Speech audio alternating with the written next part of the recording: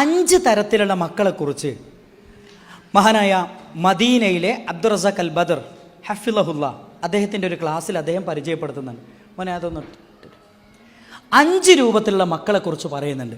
അതിലൊന്ന് ഇതിലേത് മക്കളാണ് നമ്മളെന്ന് എന്ത് ചെയ്യണം, നമ്മൾ ഓരോരുത്തരും ഒന്ന് വിലയിരുത്തി നോക്കാം. ഒന്നാമത്തെ ആരാന്നറിയോ? ലാ യഫ്അലൂന മാ യഅ്മുറുഹും ബിഹി വാലിദാഹും. ഉമ്മയിപ്പം പറയുന്നതൊന്നും ഒരു നിലക്കും അവരനുസരിക്കില്ല. ഉമ്മയിപ്പം പറയുന്നത് ഒരു നിലക്കും അവരനുസരിക്കില്ല. അങ്ങനത്തെ മക്കളെക്കുറിച്ച് എന്താ പറയണമെന്നറിയോ? അവരാണ് ആഖുൻ, അവർ ബന്ധം മുറിച്ചവരാണ്. നമ്മൾ പറയില്ലേ ആ അക്ക എന്ന് പറഞ്ഞാൽ എന്താ അറിയോ? മുറിക്കുക എന്നാണ്. അഖീഖത്ത് എന്ന് പറയില്ലേ? ഫഹുമുൽ ആഖുൻ, അവരെന്താണ്? ഉമ്മാനോട് ഉപ്പാനോട് ബന്ധം മുറിച്ചവരാണ്. നബി സല്ലല്ലാഹു അലൈഹി വസല്ലം എന്താ പറഞ്ഞത്?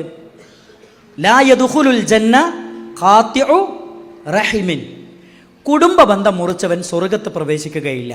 അപ്പോൾ ഉമ്മയുപ്പയും പറയുന്നത് അനുസരിച്ചിട്ടില്ലെങ്കിൽ നമ്മൾ സത്യത്തിൽ എന്താണ്? ബന്ധം മുറിക്കുന്നവരായി സ്വർഗത്ത് പ്രവേശിക്കാത്ത ആളുകളായി നമ്മൾ മാറും. ഒരിക്കലും ആ മക്കളുടെ കൂട്ടത്തിൽ എന്ത് ചെയ്യരുത്, നമ്മൾ പെടരുത്. ഇനി രണ്ടാമത്തെ മക്കൾ ആരാന്നറിയോ? ആരാണ്? ചില മക്കൾ എന്ത് ചെയ്യുന്നു വെച്ചാൽ ഉമ്മ പറയുന്നതൊക്കെ അനുസരിക്കും. എങ്ങനെ അനുസരിക്കാന്നറിയോ?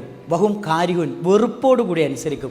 അങ്ങനെ ഉണ്ടല്ലോ, നമ്മളോട് പറയണെന്ത്, ആ മൊബൈലൊന്നും എടുത്തു, മോനെ കൊണ്ട് തോറ്റ്, എപ്പോൾ നോക്കിയാലും ഇതെന്നെ പറയാലോ, എടുത്തു വെച്ച്. നമ്മൾ ഉമ്മനോട് പറയാന്താ, തിരിച്ച് നമ്മൾ പറയാന്താ, ഇതാ എടുത്തു വെച്ച്, നിങ്ങൾക്ക് ഇപ്പോൾ സമാധാനമായില്ലേ? അപ്പോൾ നമ്മൾ ഉമ്മയിപ്പോൾ പറയുന്നത് എങ്ങനെ അനുസരിച്ചത്? വെറുപ്പോടു കൂടി അനുസരിക്കുന്നു. അവരെ പറ്റി പറഞ്ഞ എന്താ അറിയോ? ലാ യുജറൂൻ, അവരനുസരിച്ചതിൻ്റെ പേരിൽ അവർക്ക് കൂലി കിട്ടൂല. അവർക്ക് കൂലി കിട്ടൂല. മൂന്നാമതൊരു തരം മക്കളെക്കുറിച്ച് പറയുന്നുണ്ട്. അവരാരാന്നറിയോ? അവരുമ്മയുപ്പയും പറയുന്നതൊക്കെ അവരനുസരിക്കുന്നവരാണ്. പക്ഷെ എന്താണെന്ന് വെച്ചാൽ അവരാ ചെയ്ത നന്മകൾ എടുത്തു പറഞ്ഞ് അവരെ വേദനിപ്പിക്കും. നിങ്ങൾ നോക്കിക്കോ, ഞാൻ നേരത്തെ പറഞ്ഞില്ലേ, അവരെന്തെന്ന് വെച്ചാൽ ഉപ്പാക്കൊക്കെ നല്ല കാര്യങ്ങളൊക്കെ ചെയ്തു കൊടുക്കും. അവർ പറയുന്നൊക്കെ അനുസരിച്ച് കഴിഞ്ഞിട്ട് നമുക്ക് എന്തെങ്കിലും ഒരു ആവശ്യം വരുന്ന സമയത്ത് ഉമ്മയുപ്പയെ നമുക്ക് ചെയ്തു തന്നില്ലേ, അവരോട് എന്താ നമ്മൾ പറയാമെന്നറിയോ? നിങ്ങൾ അന്ന് ഹോസ്പിറ്റലിൽ പോകാൻ കാണിക്കാൻ ആരും ഇല്ലാത്ത സമയത്ത് നിങ്ങളെ കൂടെ പോകുന്ന ആരാ? ഞാനല്ലേ.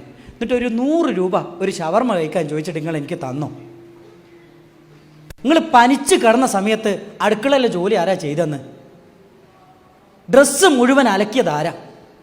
മീൻ ആരാ മുറിച്ചു തന്നത്? ഇതൊക്കെ ചെയ്തെന്ന് ഞാനല്ലേ.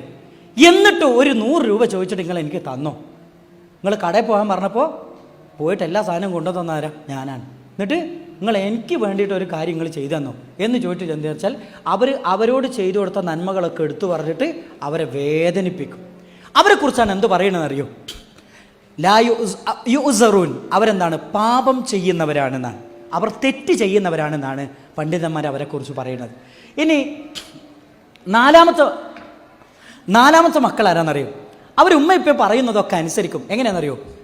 ബിത്തീബത്തിൻ നഫ്സ്, നല്ല മനസ്സോടുകൂടി. ഉമ്മയിപ്പം പറയുന്ന കാര്യങ്ങൾ എന്ത് ചെയ്യുമെന്ന് വെച്ചാൽ നല്ല മനസ്സോടുകൂടി എന്ത് ചെയ്യും? അവരനുസരിക്കും.